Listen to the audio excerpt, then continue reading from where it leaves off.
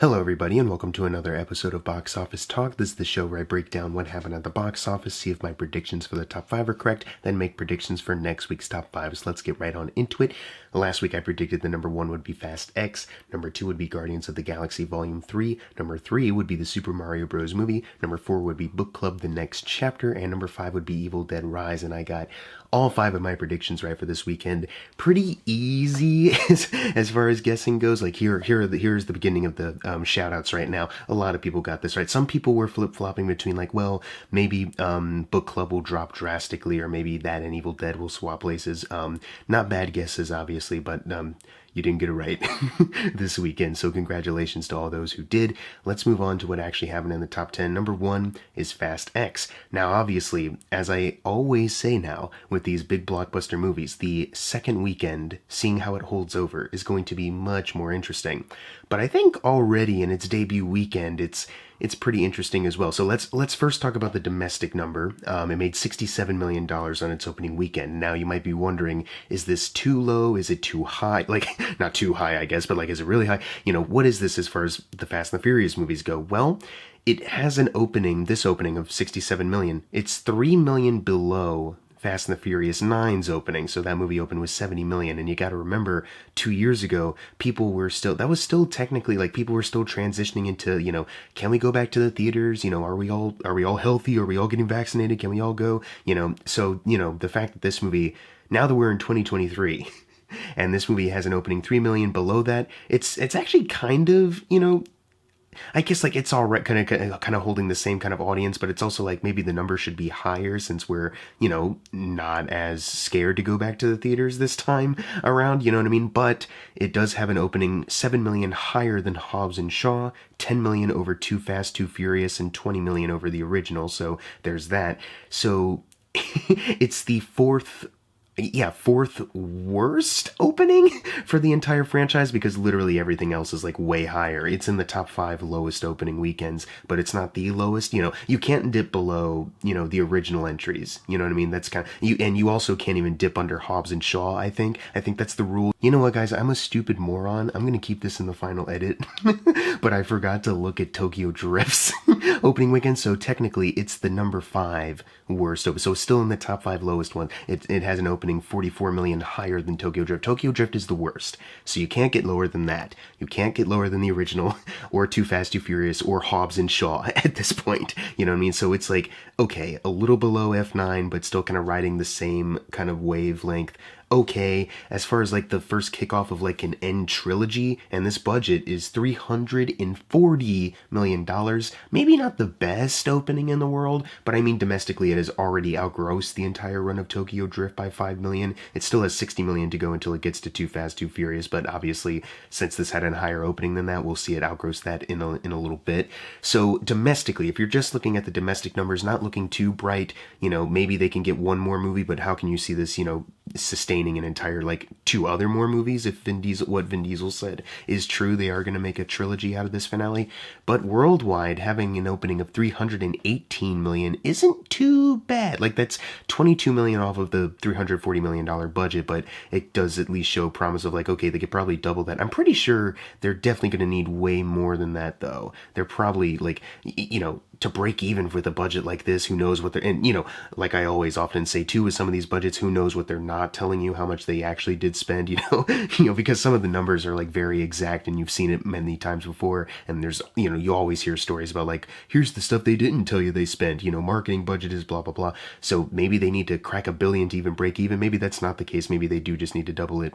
That's what we're looking at. If they can at least double this budget of $340 million, which obviously, you know, this movie is looking like it has a, you know, a better worldwide appeal than just domestically. You know, domestic obviously makes up a part of this, but you know, the real big numbers are coming worldwide. So I'm pretty sure it'll be okay, but I think overall I'm having a hard time, creatively, I'm having a hard time thinking how they can sustain this, you know, ending, this epic conclusion to the Fast saga for 2 other more movies, but then also financially, like, is there even going to be like an audience, like, is there going to be waning interest, which is why I always say, especially in this case, the second weekend is going to be more interesting, because especially in this case, how many more people are going to hang around? You know, is this like the front loaded fans are coming in opening weekend, but then the second weekend it's like, well, big dip. And it's going to have a dip anyways because The Little Mermaid is coming out. But even with that, it's kind of like, you know, like Guardians 3, we'll talk about that in a second, but Guardians 3 is holding incredibly well each weekend. You know, incredible word of mouth. People are loving it. The audiences are loving it.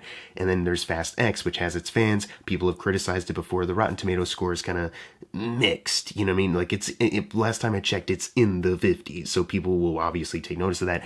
Is this going to sustain itself for 2 more movies? Who even knows?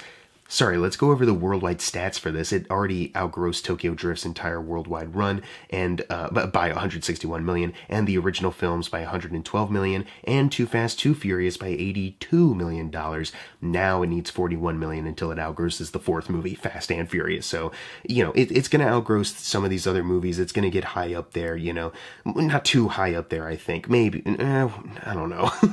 Ever since, you know, the Furious 7 and The Fate of the Furious cracked $1 billion, but then Hobbs and Shaw didn't, and F9 didn't, which, you know, Hobbs and Shaw's the spin-off, and then F9 came out, you know, like I said, 2021, when people were still kind of transitioning, like, can we go, I don't know, can we go back to the theater? So, I don't know, man. Like I said, it's just going to be more interesting to see, like, is there like a sufficient enough hold, and especially like after The Little Mermaid debuts those next couple weeks, like, can it, you know, compete with the upcoming Spider-Man Across the Spider-Verse, Transformers, Rise of the Beast, The Flat, like, will it still be, who knows? Who even knows? Especially with this, but I mean, that's the thing that really blows me away, how these budgets have ballooned up into $340 million fucking dollars. Jesus Christ. Let's move on to no, because that's the thing also, like, sorry, I know I was about to move on, but that's the thing with, like, at least like when you got to like Infinity War and Endgame and those budgets were like crazy big, there was at least that bit of understanding of like, well, people will go see this, the hype is on our side. And Fast and the Furious lately, you know, has kind of been riding that bit of like, are people still interested? Are people tired of this? F9 was a little bit more mixed than we were expecting, you know, reaction-wise. So it's wild. Anyways, let's move on to number 2, finally, which is Guardians of the Galaxy Volume 3, like I said, holding over very well once again. You know, last weekend it had like about a 50% kind of hold. Same thing kind of here. It made 31 million, adding to a domestic total of $266 million now. For the Guardians of the Galaxy movies, it is 67 million away from Volume 1, 123 million away from Volume 2. I think give it a couple more weekends, we'll see it outgross Volume 1 for sure. As far as the MCU goes, it is outgrossed the following: Quantumania by $52 million. Insane. Shang-Chi and the Legend of the Ten Rings by $42 million. Ant-Man and the Wasp, that's the second movie, by $50 million. Doctor Strange 1 by $34 million. And The Winter Soldier by $7 million. And it's only behind Iron Man 2 now by $46 million. So making its ways through the MCU, especially with holds like that, you have to, right? Worldwide, it is sitting at $659 million. So, you know, as far as the Guardians movies worldwide, it needs 111 million more until it outgrosses Volume 1. I think we'll be seeing that a little bit sooner than we will the domestic number. Volume 2, it needs 210 million to outgross that, which, you know, considering how well this movie's been holding and how big the worldwide numbers are, maybe we will see that happen. Maybe we'll see that happen domestically as well. I am glad that, like, you know, Fast X, you know, opened with 67 million, and this movie, it didn't have like a big drop off. It's still, like I said, it's still held over pretty solidly from last weekend's number. You know, only like, you know, Fast X made 67, this one doing 31. Like, that's not too bad a distance. You know what I mean? Like, that's pretty impressive. As far as the other MCU movies go worldwide, it's outgrossed the first Iron Man by 74 million, Iron Man 2 by 38 million, Thor the Dark World by 15 million, and Ant-Man and the Wasp, that's the second Ant-Man movie, by 36 million. And now it needs 17 million until it outgrosses Doctor Strange, but that's, you know, that'll happen tomorrow. When I post this video, it'll be official, which is, you know, that's just fantastic. I'm just so happy that, you know, it needs to get to 750 million next to triple its, you know, really big $250 million budget, but obviously we're going to see that happen. Will it crack $1 billion? I'm not sure. I'm hoping with these holds that it has a stronger chance, but, you know, the fact that it will triple its budget and, you know, go even a little bit over that, that's great. You know, that's wonderful. The fact that people are coming back and seeing this, the fact that this movie is holding over so well, and it is outgrossing, especially Quantumania, you know, the latest one. You know what I mean? Like, that's good. This is the fact that it's getting so close to the other installments. These are all good things. So let's move on to number three. I really don't have anything else to say other than this is awesome. And this does make me wonder even more, like, yeah, in a couple weekends from now, will Guardians of the Galaxy take over Fast X again? I don't know, maybe. Who even knows at this point? Anyways, let's move on to number three, which is the Super Mario Bros. Movie, making $9 million, adding to a domestic total of $549 million. So it has outgrossed the 2019 Lion King by $6 million for the all-time domestic runs list, and it needs $59 million until it outgrosses the Incredible 2's number 13 spot.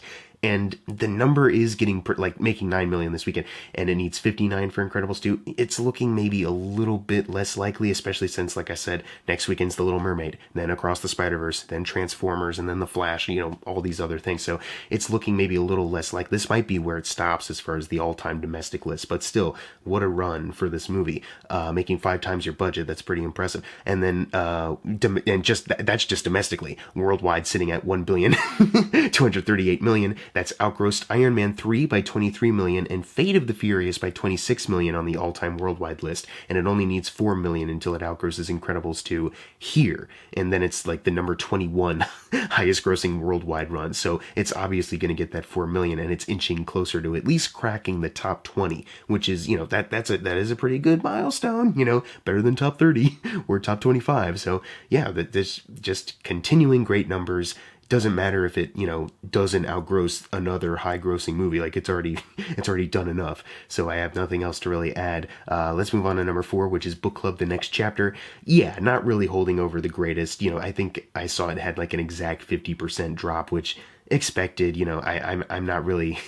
I was never expecting this to be like the Puss in Boots Last Wish for grandmas, what I mean, or The Greatest Showman. But it made $3 million this weekend, adding to a domestic total of $13 million. Worldwide, it is sitting at only $16 million. So it needs $4 million just to even cross over the initial production budget of $20 million. They still need to double that to be considered a success. Domestically, it's still behind the first movie by $55 million, and then worldwide, an even bigger uphill battle of needing $90 million until it outgrosses the first movie. So yeah, this movie, unfortunately just doesn't have the same kind of hook that 2018 movie had somehow, what I mean? Like, I say somehow, and I know why that is, what I mean? Ever since COVID and then, other things as far as like, movie theater audiences, how that's changed, the climate around that has changed. So I get it, maybe it is a little sad though, let's move on to because even I said I was going to move on. I'm not, because even 80 for Brady, it didn't, as far as I remember, it never was able to double its budget. It had, but even that had a better kind of run compared to this, at least. So yeah, it's just a big bummer for Book Club: The Next Chapter, where the first movie had a surprising good run, making its money back, and then this one, not really. waiting 5 years to make a sequel, and then it's just dead on arrival, kinda.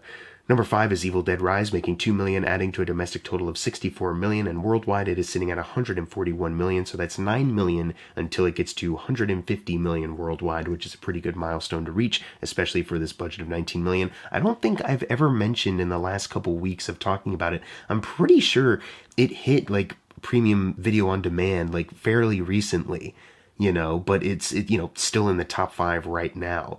People are still going to the theater at least to see this. And although I am bummed that, some studios are still for some reason trying to push we only really need this movie out for a couple weeks. And by a couple, we literally only mean 2 or 3. And then it can, go home for $20 rental. I'm still bummed that, it seems like they're trying to kind of neuter its own, theater run in that regard, but it already made it already doubled, tripled its budget by that point anyways, but it, still watching it right now and still seeing it get its money, that's at least a little bit uplifting. It's similar to how Puss in Boots, they did the same thing. It, went to VOD, but it was still doing pretty well when it was here. So there you go. You know what I mean? Seriously though, because I guess FNAF is supposed to be one, not even a wait a couple weeks, put it on premium video on demand. I'm pretty sure they're still doing it's coming to theaters and Peacock on the same day, which is is that a sign of this movie's going to be bad? Or is it just well, it worked out so well streaming number wise for the last 2 Halloween movies, after COVID times. And it's we don't need that. The theater industry doesn't need that either. put shit in like at least look at like Air, and like even though that's an Amazon Prime movie and it's streaming now, but they gave it a long time in the theaters, you know what I mean? Like give it some room, you know what I mean? Oy vey. Anyways, let's move on to number 6, which is John Wick Chapter 4, making $1.33 million, adding to a domestic total of $185 million. Worldwide, it is sitting at $427 million. So yeah, this movie's just still continuing to dominate. But what's interesting, it overtook, but this movie is not too far behind. Number 7 is Are You There, God? It's Me, Margaret, making $1.32 million. So, you know, maybe when the official numbers come out, these ones will flip-flop. But that being said, you know, John Wick has a one-up in the sense that that movie, you know, had its audience and it made a ton of money, you know, quadrupled that $100 million budget. And this movie still unfortunately it doesn't have a worldwide total, and it still hasn't come close to even crossing over the initial production budget of $30 million. You know what I mean? It's still, the domestic run right now is at $18 million. So it's still a big bummer. This is a good movie. I don't know when it's streaming. I don't think it is right now.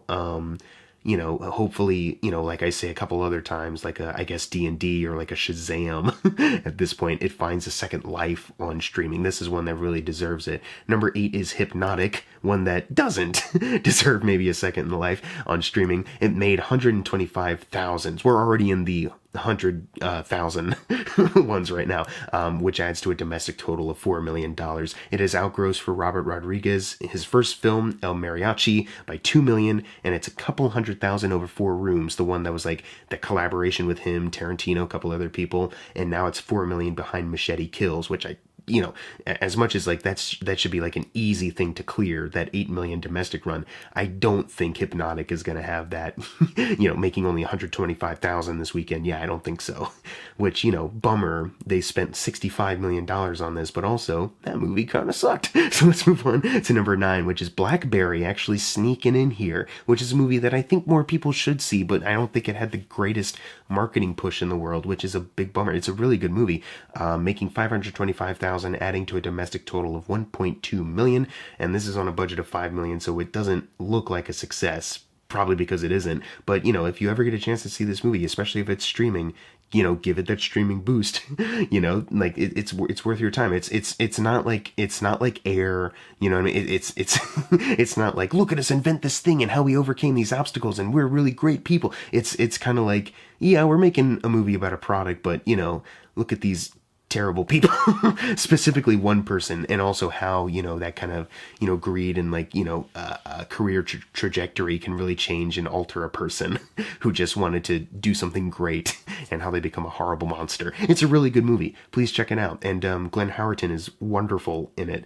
Anyways, closing out the video, number 10, Love Again. It's still here, making 400,000, adding to a domestic total of 5.9 million. Worldwide, it is now sitting at 10.4 million. So it crossed over the initial production budget of 9 million. But, you know, the standards on this show is you have to double it in order for it to be considered a success. And maybe that's not the case for everything. We always talk about that. We always give that, you know, little note like, hey, by the way, but so it should go without saying, and I don't know why I keep doing it, I'm sorry, but still, in this instance, you know, only making 1.4 million over the initial production budget isn't the greatest thing in the world. You know, I'm surprised that it lasted 3 weekends, you know what I mean? Especially, you know, opening with Guardians of the Galaxy, but what can you say? Now it's time for the fun part, the predictions for next week's top 5. Number 1, The Little Mermaid, easy. Then number 2, I'm going with Fast X. Number 3, Guardians of the Galaxy Volume 3. But like I said, I'm interested to see how close that and Fast X's numbers are going to be. We'll see. Number 4, I think still will be the Super Mario Bros. Movie, clinging right under the other Chris Pratt vehicle. Number 5, you might be thinking, are you just going to say Book Club again? And I was. But I looked on like Box Office Pro, their long-range tracking thing, because I was looking at some of the other releases coming, and I was like, you know, I don't even know, like, if any of these will crack the top 5, but the numbers are low enough. But some of these movies, I don't even know how much their marketing has really spread. I don't know how many people even know that some, like the Gerard Butler movie that's coming out. I don't even know how many people know that there's a Gerard Butler movie coming out other than Plane, which already came out. You know what I mean? Like, Wrath of Becky, how many people even saw Becky? And that was, like, streaming and COVID. You know, who's going to see Becky 2 in theaters other than me? You know what I mean? So, what else? So I was looking at, like, the long-range box office tracking on Box Office Pro, like, you know, is there anything that can really, and I saw this, About My Father. And this was another one that I was wondering, like, could this maybe? But like the fact that that had at least some like tracking predictions over like The Machine, which I know has Luke Skywalker in it, but how many movies have you seen with Mark Hamill other than him as Luke Skywalker? You know what I mean? And how many people even know about this comedian that's leading the film? You know, are they really widespread? And then also, how many people know this movie's coming out? And I feel like About My Father, at the very least, it has De Niro in it, and even if many people don't know about this one, if they're like just scrolling on Fandango and are like, what's out right now? They see something with De Niro and they see it's a comedy, like, and it's short, like, okay. So I'm thinking the chances of it sneaking in with all these other low numbers happening below the big, you know, competitors these next couple weekends, I think this one will be able to sneak in. Anyways, what are your predictions for next week's top 5? Leave them in the comments below. And as always, thank you guys for watching. Make sure to subscribe. I'm Jackson Fulcher. See you guys next time.